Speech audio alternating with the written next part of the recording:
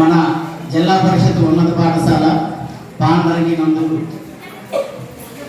ఎంతో అభిమానంతో మాతృభాష మీద మమకారంలో ఈరోజు మనం మన ప్రధానోపాధ్యాయుల వారి అనుమతితో మాతృభాషా దినోత్సవం అంటే మన మాతృభాష తెలుగు భాషా దినోత్సవం జరుపుకుంటున్నాము. ఈ వేడుక సందర్భంగా వేదికను అలంకరించినటువంటి పెద్దలు మన శంకరరావు మాస్టర్ గారికి, అలాగే అబ్దుల్ మాస్టర్ గారికి, బ్రహ్మాజీ మాస్టర్ గారికి, రాజు మాస్టర్ గారికి, రవిశంకర్ మాస్టర్ గారు, రవికుమార్ మాస్టర్ గారికి, పాతుల సార్ గారికి, పిడి సార్ గారికి, సోదరులు హిందీ మేడం గారికి, ఎన్ఎస్ మేడం గారికి అందరికీ కూడా స్వాగతం సుస్వాగతం సాధారణంగా ఆహ్వానం పలుకుతూ అందరికీ కూడా తెలుగు భాషా దినోత్సవ శుభాకాంక్షలు. మీ అందరికీ శుభాకాంక్షలతో పాటు శుభాశీస్సులు. ఈరోజు మనం మాతృభాషా దినోత్సవం అదే తెలుగు భాషా దినోత్సవం జరుపుకోవడానికి ముఖ్య కారణమైన వ్యక్తి ఒకరు గిడుగు వెంకటరామమూర్తి పంతులు గారు. అలాగే ఈరోజు జాతీయ క్రీడా దినోత్సవం. ఒకటి రాష్ట్ర పండగ అయితే తెలుగువారి పండగ అయితే, ఇంకొకటి జాతీయ స్థాయిలో పండగ అది క్రీడా దినోత్సవం, జాతీయ క్రీడా దినోత్సవం. మేజర్ ధ్యాన్ చంద్ పుట్టినరోజు సందర్భంగా భారత ప్రభుత్వం జాతీయ క్రీడా దినోత్సవం ప్రకటించడం జరిగింది. 1926, 32, 36 ఒలింపిక్స్ లో మన భారతదేశ హాకీ జట్టు తరఫున ఆడి ఒలింపిక్స్ లో బంగారు పథకాలు సాధించినటువంటి కెప్టెన్ ధ్యాన్ చంద్ ఆయన క్రీడల్లో చూపించిన ప్రతిభకే కాకుండా ఆయన సైనికుడిగా భారతమాతకు సేవ చేసి ఉన్నాడు.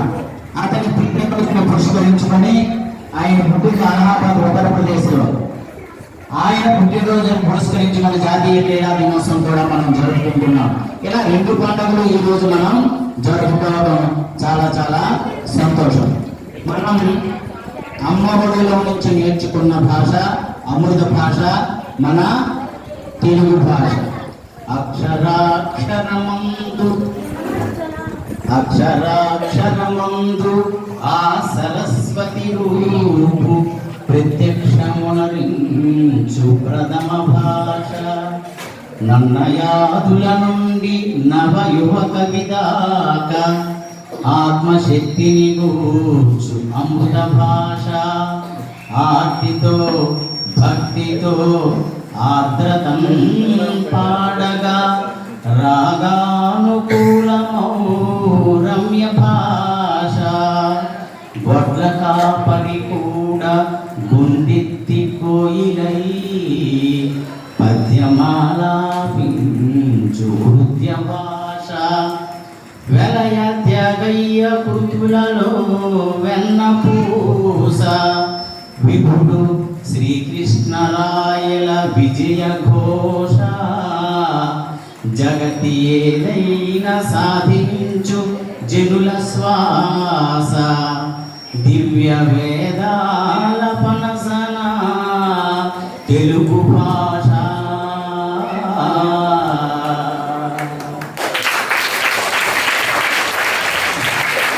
ఇది మన తెలుగు భాష గొప్పదనం. ఇంతటి మాతృభాష గొప్పతనానికి కారణమైనటువంటి వ్యక్తి గిడుగు వెంకటరామమూర్తి పంతులు గారు. 1863 ఇదే తేదీన శ్రీకాకుళం జిల్లా పర్వతాలపేటలో పుట్టి అందరికీ చదువుకుంటే జ్ఞానవంతులు అవుతారనే ఉద్దేశంతో చదువు అనేది గ్రాంధిక భాషలో కాకుండా వ్యవహారిక భాషలో అయితే అందరికీ చేరువవుతుందని, భాష అనేది భావ వినిమయానికి ఒక సాధనము కనుక అందరికీ చేరాలన్న ఉద్దేశంతో ఆనాటి వరకు పండితుల వశమై ఉన్నటువంటి భాషని సామాన్య జన వ్యవహారానికి తీసుకురావడం కోసం వ్యవహారిక భాష ఉద్యమాన్ని చేపట్టి సవరాలను ముందుగా తయారు చేసి మీరు చదువుకునేటటువంటి పుస్తకాలలో కూడా వ్యవహారిక భాష ముద్రించేటట్లుగా చేసి తన జీవితాన్ని వ్యవహారిక భాషకు అంకితం చేసినటువంటి గిడుగు రామమూర్తి భాష ఉద్యమ నాయకుడే అందరిలో తేజవంతమైనటువంటి శక్తిని నింపారు.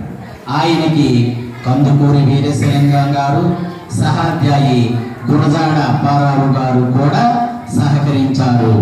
ఈరోజు మనం ఇంత చక్కని మధురమైనటువంటి ఈ తెలుగు భాషని, తేనెలొలికేటటువంటి తీయ భాషని, అమృతం ఒలిగించేటటువంటి అమ్మ భాషను గురించి చాలా చాలా విధాలుగా పరభాషా కవులు కూడా మెచ్చుకున్నారు.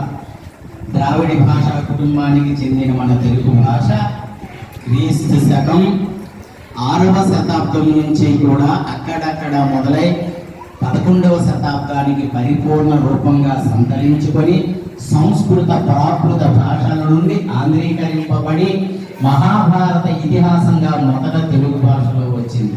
నాటి నుండి నేటి వరకు అనర్గళంగా, అవిరామంగా, అవిశ్రాంతంగా కౌల గలాల నుంచి జాడుపారుతూ వ్యవహారిక భాషలో మహోన్నతమైనటువంటి స్థానాన్ని పొందింది.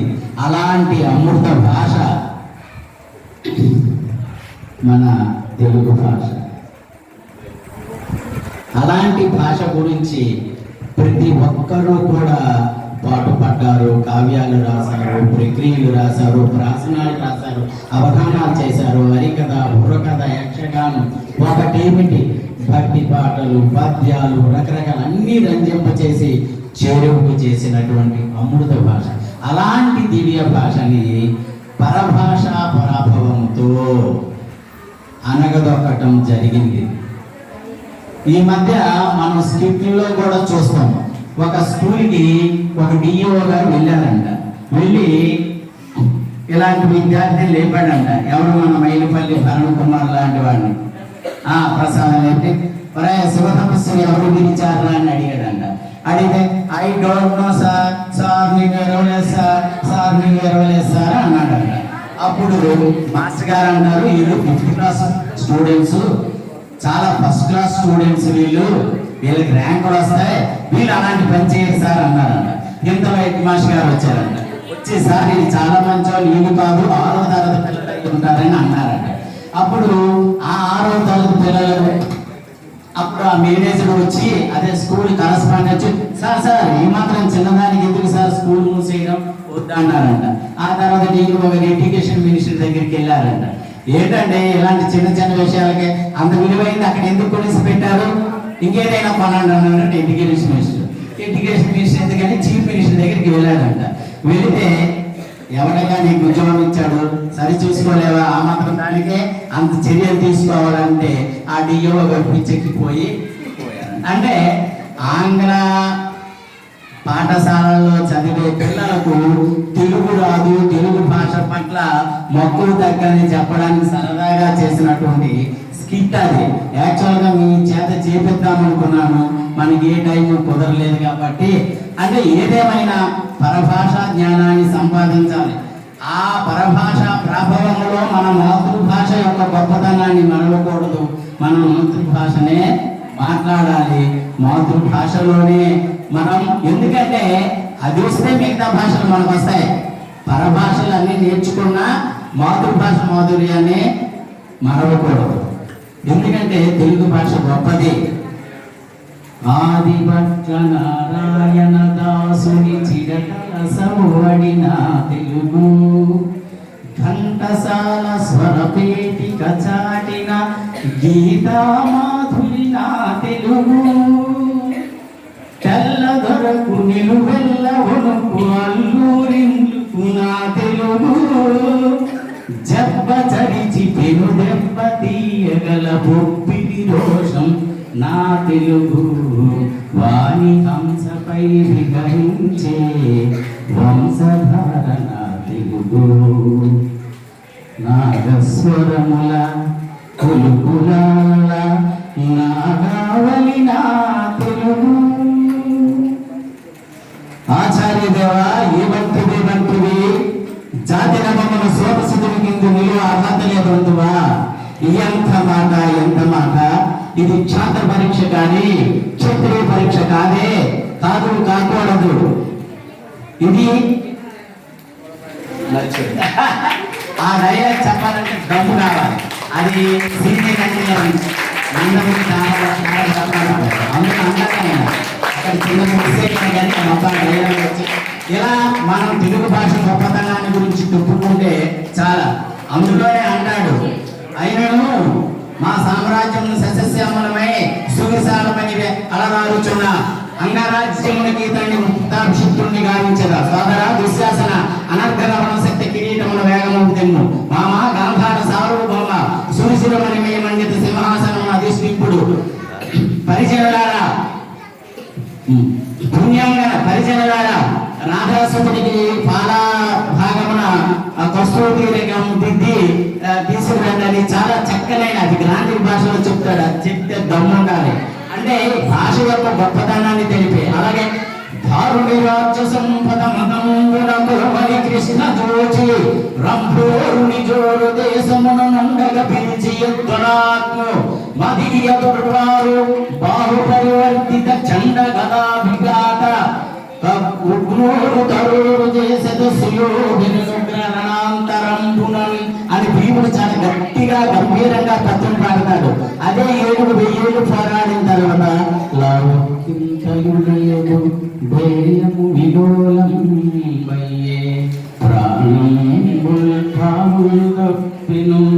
మూర్చ వచ్చే తను శ్రమం బయ్యడం నీవే తప్పై తప్పరం వెలుగా మన్యం పొందగుందేను రావే ఈశ్వర కావవే వరద సంరక్షణాత్మక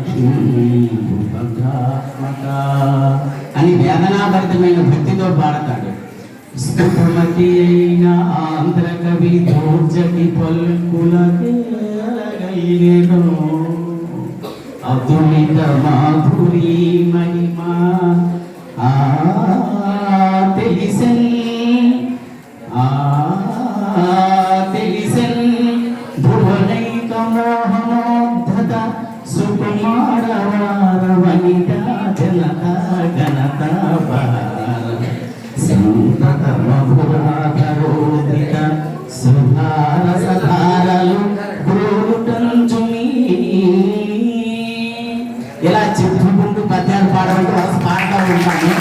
అయితే తెలుగు భాషలో మాధుర్యం కోసం ఆలోచించడం జరిగింది తప్ప ఏది ఏమైనా మీరు ఎన్ని భాషలు నేర్చుకున్నా, ఎన్ని రకాలైనటువంటి భాషా సంస్కృతి సంప్రదాయాలను సంపాదించిన మన మాతృభాషను మరవద్దు. మన మాతృభాషని కాపాడవలసిన అవసరం వచ్చింది.